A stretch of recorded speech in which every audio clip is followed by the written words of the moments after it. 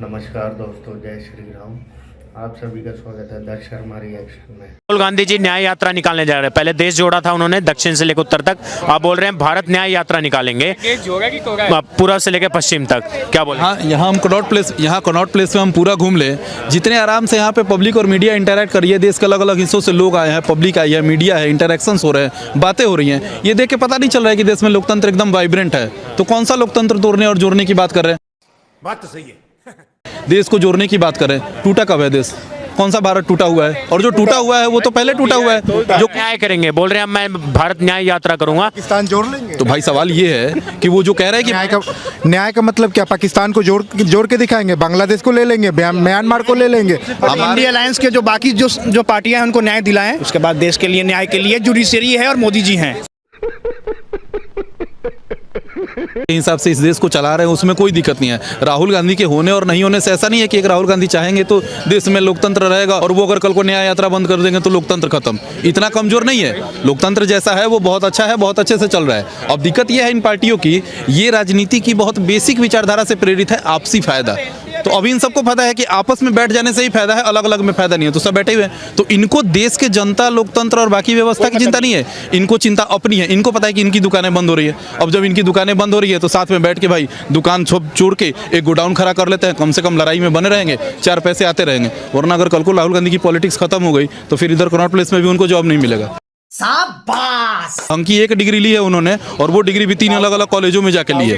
एक डिग्री थी उनके पास, बीए पॉलिटिकल साइंस की किसी चीज़ की ली है। उसके लिए भी बाहर के यूनिवर्सिटी से, वेस्ट की यूनिवर्सिटी से पढ़े। बाहर की यूनिवर्सिटी से पढ़ा कैसे है ये देखिए ना। हार्वर्ड में गए 1 साल पढ़ा, फिर उसके बाद गए एक दूसरी जगह में और किसी एक प्राइवेट कॉलेज से जाके फाइनली डिग्री ली। ड्रॉप आउट है वो। हार्वर्ड यूनिवर्सिटी से वो ग्रेजुएट नहीं है, वो ग्रेजुएशन के लिए सिर्फ। तो सवाल पर्सनल इसलिए है क्योंकि वो देश की पब्लिक लाइफ में है। जब आप पब्लिक लाइफ में है ना तो आपकी विचारधारा फिर एजुकेशन होगी। लेकिन क्वालिफिकेशन कहीं नहीं है। क्वालिफिकेशन का मुद्दा, सवाल तो ये है ना। देखिए बुनियादी मुद्दा ये है, राहुल गांधी तो वैसे ही खत्म हो चुके हैं।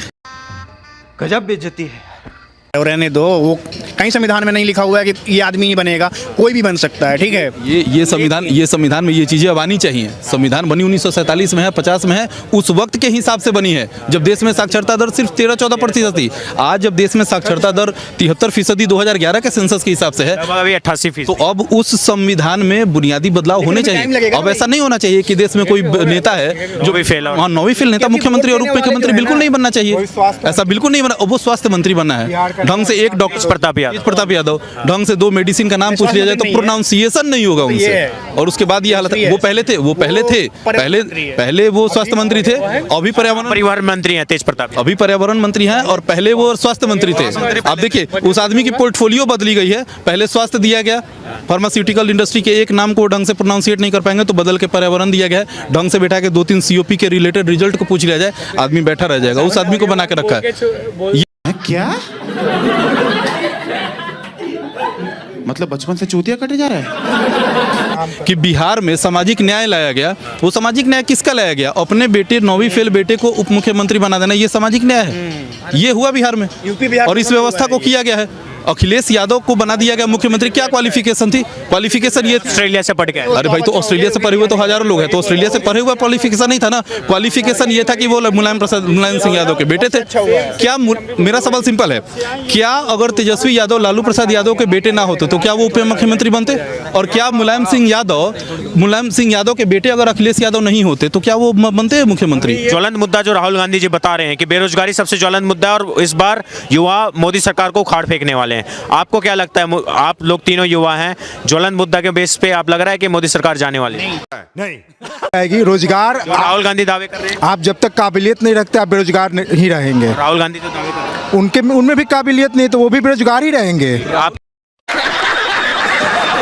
है और गरीबी है तो वो आके मीडिया के सामने और लोगों के सामने ये मत बताए कि बेरोजगारी है तो आप मोदी जी को हटा के मुझे ले आओ। आप ये बताइए ना कि अगर उनको हटा के लाएंगे तो आप क्या करेंगे। ये उनके पास नहीं है। रोड मैप इंडिया अलायंस के पास है नहीं, बस उनके पास क्या है, बेरोजगारी है, इनको हटा दो। और आप आके फिर 5 साल क्या करेंगे? अगर बेरोजगारी है ये मुद्दा है तो 70 साल आप क्या कर रहे थे? इस देश के लिए आपने क्या किया है? क्या बोलेंगे बेरोजगारी का? देखिए कुछ मुद्दे हैं जो 30 साल पहले भी थे, आज भी बाद में रहेंगे। जैसे बेरोजगारी, ये रहेगा। जनसंख्या, आप युवा हैं, मोदी सरकार को हटाइएगा बेरोजगारी के मुद्दे नहीं हटाएंगे क्योंकि भाई ने कहा कहा ना, हमारा मेन अभी जो है वो सांस्कृतिक राष्ट्रवाद जो है उस पर मोदी जी आएंगे, क्योंकि उनसे ही सारे प्रॉब्लम भी हल हो रहे हैं। आप अयोध्या जाओ, वहाँ कितना इंफ्रा का विकास हुआ है, और इंफ्रा के विकास से ही रोजगार आएगा देश में। गवर्नमेंट जॉब की जो मानसिकता है ना कि सबको गवर्नमेंट जॉब चाहिए, गवर्नमेंट नहीं दे पाएगी, और इंफ्रा से ही होगा, कैपिटल इन्वेस्टमेंट से ही रोजगार आएगा और उसी से होगा।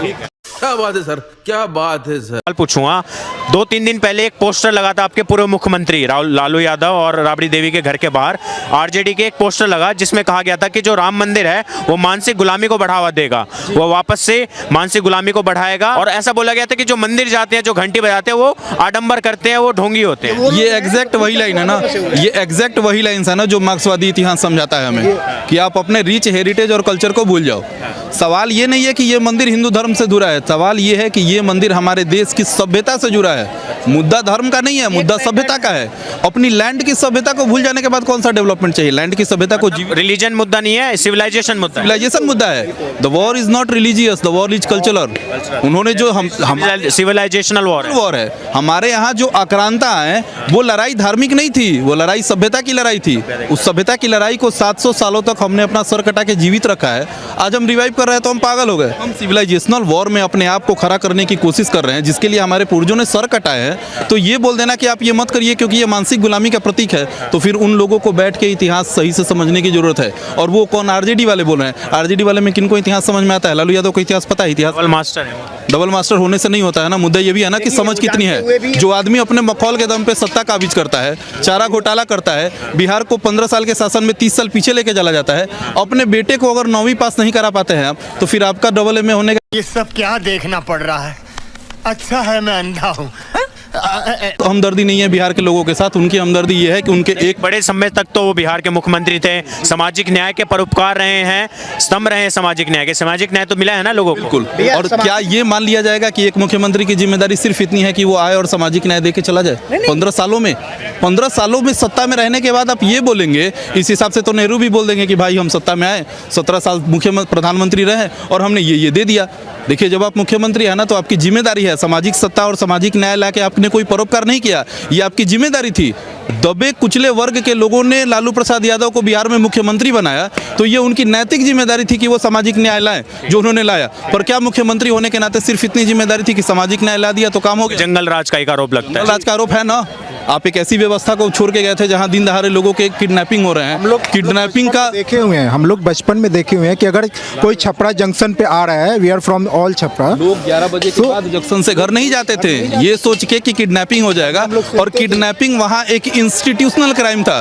ये पूरे इस तरीके से क्राइम के तरीके से बिहार की ये इमेज भी लोगों को पता होनी चाहिए। इंडिया अलायंस में जितने लोग हैं ना, ये सब वो लोग हैं ना जिनके कुछ कोर वोट बैंक्स है, तो वो अपनी कोर कार्डर वोट बैंक के बारे में पता है उनको कि कार्डर वोट बैंक ही उनको मिलने वाला है, उनको शिफ्टिंग वोट मिलने वाला नहीं है। वो सपा हो, बसपा हो, कांग्रेस हो, सबकी यही हालत है। उनको भरोसा है कि कार्डर वोट अगर मिक्स कर लेते हैं हम, तो हम फाइटिंग पोजीशन में आ जाएंगे, बस लेके वो खड़े हैं। आपका नाम क्या पहले? मनीष कुमार सिंह।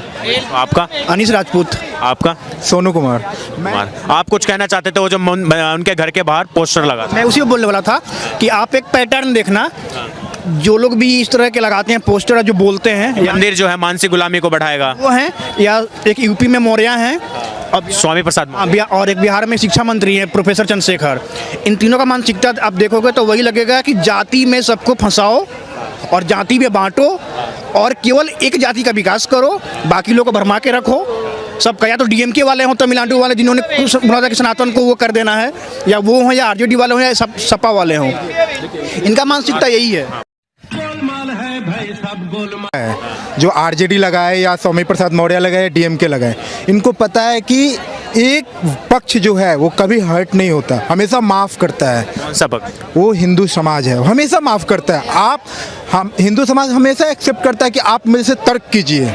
अभी सदगुरु जी थे जो परंपरा रही है वाद विवाद की, हिंदू परंपरा रही है, ठीक है। और रही बात, ये पॉलिटिकल पोस्टर है, कुछ ऐसा नहीं है। लालू प्रसाद यादव खुद छठ पूजा मनाते हैं, खुद सेलिब्रेट करते हैं, राबड़ी देवी खुद छठ। किसको खुश करने के लिए 2024 को ध्यान में रखते हैं? एक MOI समीकरण है वहाँ पे, मतलब MOI मुस्लिम और यादव समाज को। और देखिए, जो यादव उनको सपोर्ट नहीं करता तो उनको यादव समाज से निकाल दिया जाता है। नित्यानंद राय बीजेपी के अध्यक्ष रह चुके हैं वहाँ पे, उनको यादव समाज नहीं मानता है। राम कृपाल यादव जो आरजेडी से बीजेपी में आए हैं, उनको यादव समाज यादव नहीं मानता है।